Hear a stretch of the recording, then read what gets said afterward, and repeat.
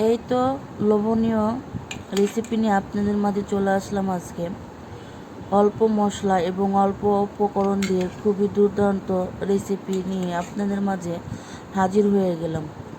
ডিম দিয়ে, আলু দিয়ে, পটল দিয়ে খুবই সহজভাবে কিভাবে রান্না করা যায় তা আপনাদের মাঝে শেয়ার করলাম।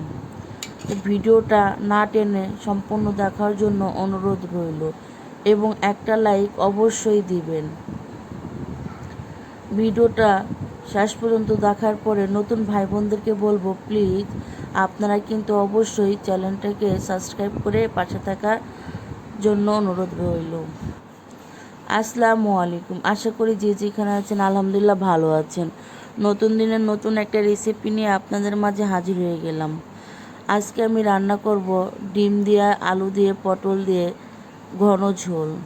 অনেকে খান পাতলা, কিন্তু ঘন করে রান্না করলে কিন্তু খেতেই আলাদা স্বাদ। তো সর্বপ্রথমে আমি ডিমগুলো সিদ্ধ করে নিয়েছিলাম আর ডিমগুলো খোসা সরিয়ে নিয়েছি। এখন আমি পটলগুলো কেটে নিয়েছি এবং আলুগুলো কেটে নিয়েছি। দেখতে পাচ্ছেন কিভাবে কেটে নিয়েছি।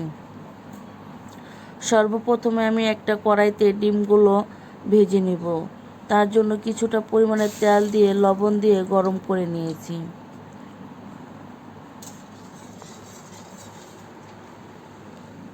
লবণটা লাড়ার পরে আমি ডিমগুলো একে একে দিয়ে দিব।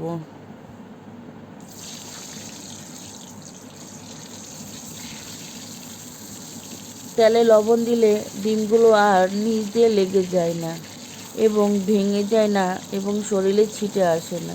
তো দেখতে পাচ্ছেন কি সুন্দর আমার ডিমগুলো কড়াই থেকে ছুটে ছুটে আসতেছে।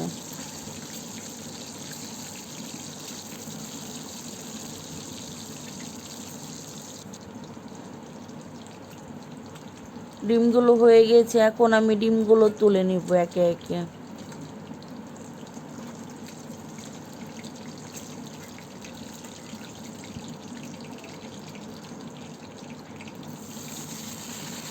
এরপর আমি দিয়ে দিব পটলগুলো এবং পটলে 1 চামচ লবণ দিয়ে ভালো করে ভেজে নিব।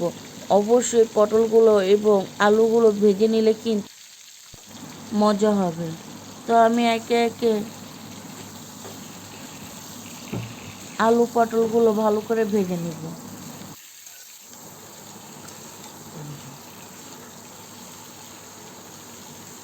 পটলগুলো কিন্তু বেশি লাল লাল করে ভেজে ফেলবেন না, হালকা কাঁচা কাঁচা রাখবেন, না হলে কিন্তু খেতে স্বাদ লাগবে না। দেখতেই পাচ্ছেন আমি কিভাবে ভেজে নিয়েছি।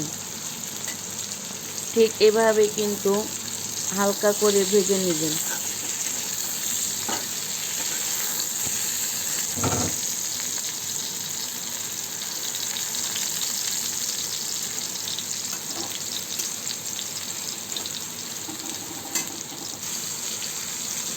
এই তো আমার পটলগুলো ভাজা হয়ে গিয়েছে। এখন আমি পটলগুলো একে একে তেল থেকে তুলে নিলাম।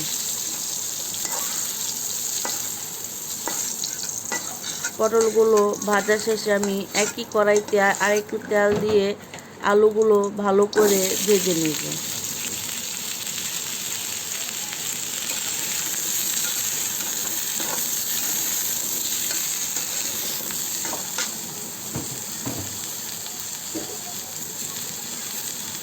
দিয়ে দিব হালকা একটু লবণ।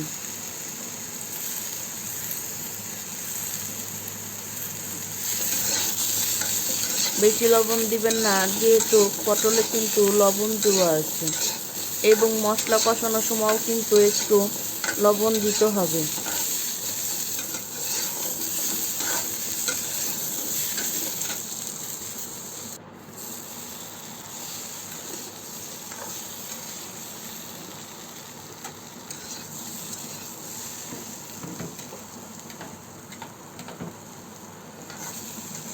আমার আলুগুলো ভাজা হয়ে গিয়েছে, এখন আমি আলুগুলো তুলে নেব।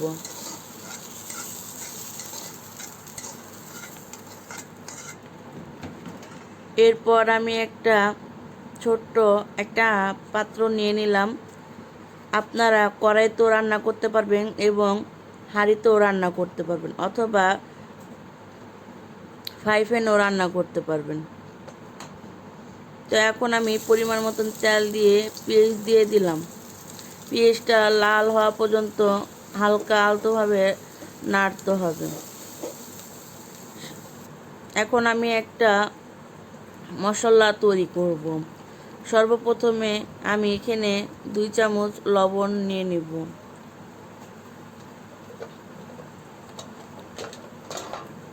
আপনারা আপনাদের যতটুকু লবণ খাবেন ঠিক সে অনুযায়ী লবণ দিবেন। আমার দ্বিতীয় লবণটা দেওয়ার সময় আমি কিন্তু ক্যামেরাটা অফ ছিল, এই জন্য দেখাতে পারি না। আমি কিন্তু 2 চামচই লবণ দিয়েছি। দিয়ে দিলাম হলুদ গুঁড়ো এবং আদা রসুন বাটা 3 চামচ। দিয়ে দিলাম 1.5 চামচ মরিচের গুঁড়ো। এখন দিয়ে দিব আমি জিরার গুঁড়ো আর ধনিয়ার গুঁড়ো। মশলাটা ভালোভাবে হালকা একটু পানি দিয়ে নেড়ে নেবেন। মশলাটা এইভাবে তৈরি করে যদি আপনারা রান্না করেন, তরকারির স্বাদটাই থাকবে অন্যরকম। দেখতেই পাচ্ছেন আমি কিন্তু মশলাটা তৈরি করে রেখে দিয়েছি। একদিকে কিন্তু আমার পেঁয়াজটাও লাল লাল হয়ে আসছে। আমি এখন দিয়ে দিব মশলাগুলো। এভাবে মশলা দিলে কিন্তু তরকারির কালারটাও সুন্দর থাকে এবং খেতেও ভালো লাগে।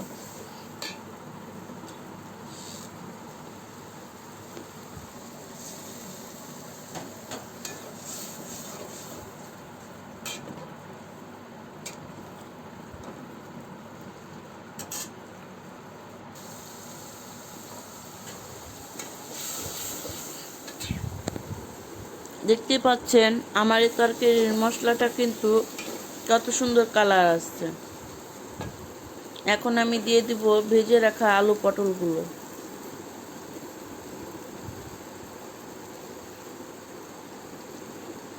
পাঁচ থেকে 7 মিনিট ভালো করে কষাই নিব। তারপরে আমি দিয়ে দিব কিছুটা গরম পানি। অবশ্যই গরম পানিটা দিলে কিন্তু তরকারির স্বাদ থাকবে অন্যরকম। দেখতেই পাচ্ছেন আমি কিন্তু সর্বপ্রথম 1 ফোঁটাও পানি দিই নাই। যে মশলাটা কষেছিলাম সেই মশলাটা দিয়েই আমি আলু পটলটা ভালো করে কষাই নিয়েছি। এখন আমি দিয়ে দিলাম গরম পানিগুলো।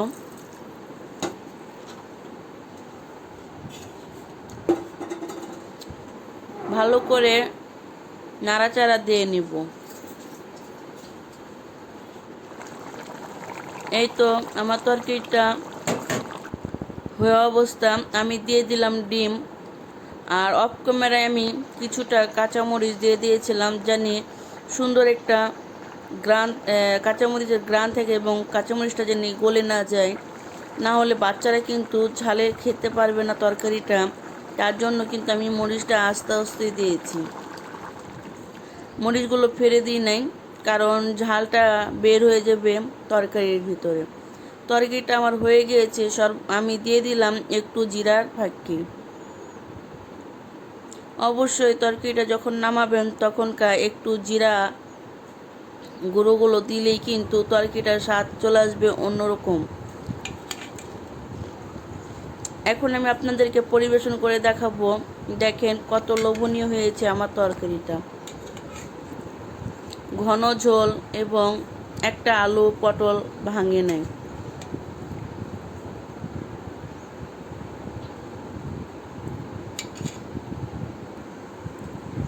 ভিডিওটা যদি এ পর্যন্ত ভালো লেগে থাকে অবশ্যই লাইক কমেন্ট এবং সাবস্ক্রাইব করে পাশে থাকার জন্য অসংখ্য ধন্যবাদ আপনাদেরকে। আসসালামু আলাইকুম। আশা করি সবাই ভালো থাকবেন, সুস্থ থাকবেন। নতুন নতুন ভিডিও পাইতে আমার চ্যানেলটাকে সাবস্ক্রাইব করে রাখবেন। ধন্যবাদ। আল্লাহ হাফেজ।